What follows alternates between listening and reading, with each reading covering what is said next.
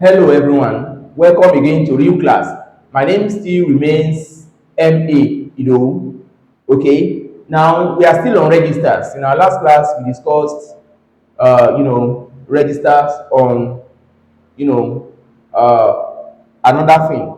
But this time, it is strictly registered on politics and government. The first one is carpet crossing or cross carpets. When you carpet cross or you cross carpet, what it does mean is for you to leave one party to another. All right, when a politician leaves APC to PDP, that politician is guilty of carpet crossing. Then bureaucracy, otherwise referred to as red tapeism, all right, is slowness in the work of the civil service, laying too much emphasis on protocol, especially on issues that demand urgent attention. Start signing documents, slowing down civil service programs and all of that is referred to as bureaucracy or red tape or tapeism. Then you talk about constituency.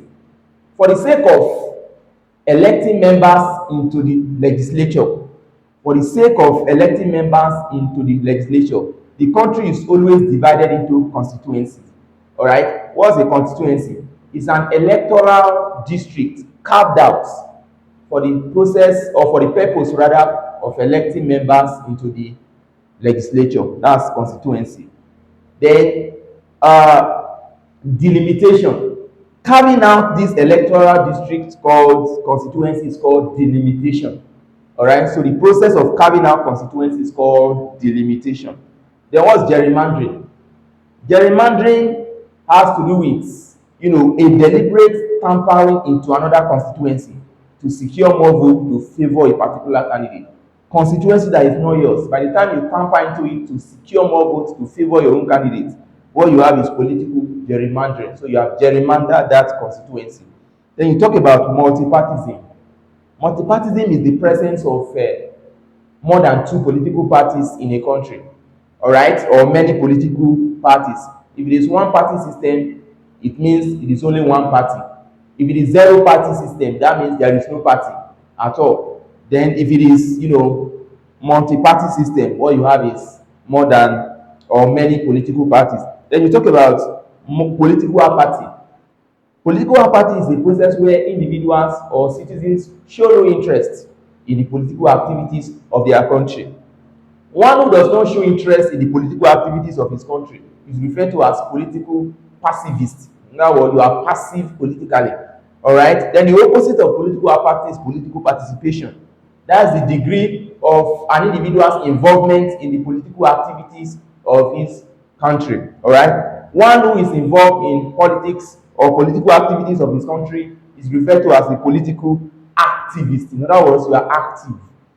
Then that's that. We now talk about the legislature. All right. The legislature is we have three organs of government, right? The legislature, executive, and the judiciary. Now, take note, organs of government, they are different from tiers. When they say tiers of government, that one is federal, state, and local governments, okay? But this one is arms or organs, legislature, executive, judiciary. The legislature is known to make the law, all right? And members of the legislature includes the Senate President, the Speaker of the House of Reps, the Chief Whip, the Minority Leader, and then the Majority. All of them are members of the legislature. Then when you talk about the executive organ, is the organ that implements the law, all right, or formulate policies of the government. Members of the executive include the president, the vice president, the ambassadors, the armed forces, all right, the police. Then you talk about, the foreign diplomats, that's ambassadors. You talk about the commissioners, the governors, all right, special advisors. All of them make sure that the government policies are implemented. So they are members of the executive. Then you talk about the judiciary, the organ of government that interprets the word law or adjudicates disputes is called the judiciary. Members of the judiciary include the word judges, the magistrates, all right, and the justices. Then the entire court system, all right, all of them belong to the judicial organ. Don't forget that the highest court in Nigeria is the what? The Supreme Court. Then you talk about veto power. What is veto power? That's the power of the president to refuse to assent to bills. And what is a bill? A bill is an item of proposed legislation, law that is not yet law until it has undergone processes in the what? In the legislature before it is finally signed by the president is referred to as bill. Then you talk about ultra vires. Ultra vires are unconstitutional laws declared by the judiciary. That's what they also call it, void and or null and void. Okay. Then you talk about impeachment. There are different forms of government. We have the presidential, or you can also have what they call the cabinet or parliamentary system. The process used in removing the president in a cabinet, in a what, presidential system of government, is referred to as impeachment. All right. Then in a parliamentary or cabinet system of government, where we have two heads, the head of state and the head of government. Head of government being the prime minister, head of state being the what? Then the head of state being the ceremonial head. Then in that case, the process used in removing the prime minister is called vote of no confidence, House of Assembly. The lawmaking bodies in a state is called the House of Assembly. For example, in Edo State, we have Edo State House of Assembly. We have Kano State House of Assembly. Each state in Nigeria has a House of Assembly. All right? And the House of Assemblies that we have, they are all unicameral. In other words, they are not bicameral. It's just one house. But if it is two, we have bicamerals. We have in the entire Nigeria, it's bicameralism we practice, where we have the House of Senate and the House of Representatives. Then we talk about the House of what? Senate. The House of Senate in Nigeria is the upper house. Remember that we have, we practice what they call bicameralism, right? That's two-chamber legislature. In Nigeria, we have House of Senate and we have the House of Representative. The upper house is House of Senate. It has 109 members, and the House of Reps is the lower house. We have 360 members. Okay, so the two together are referred to as the National Assembly in Nigeria. So in the National Assembly, how many members do we have? 469 members.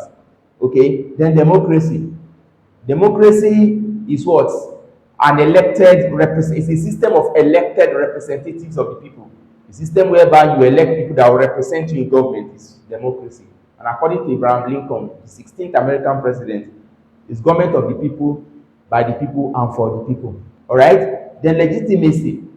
Legitimacy is the process in which the citizens accord their leader acceptance. All right? By the time you accept the government of the day, then the government has been accorded legitimacy. You have legitimized the government. Okay? Yes. Any government that is not accepted is termed illegitimate. All right, then you talk about sovereignty. What's sovereignty? Sovereignty is the absolute power of a state over its citizens and its own affairs within its territory without any form of external influence. Okay? So that's that. So you talk about states. What states? Another word for state is what? Country. All right? So that's that. So you talk about what? Decree. What's decree? Decree refers to the laws made by the military at the national level. We call them decree. All right? Then don't forget, the forceful takeover of government by the military is called coup d'etat. All right? Then edict. The laws made by the state military government is called edict. All right? In our next class, we look at register on another, field.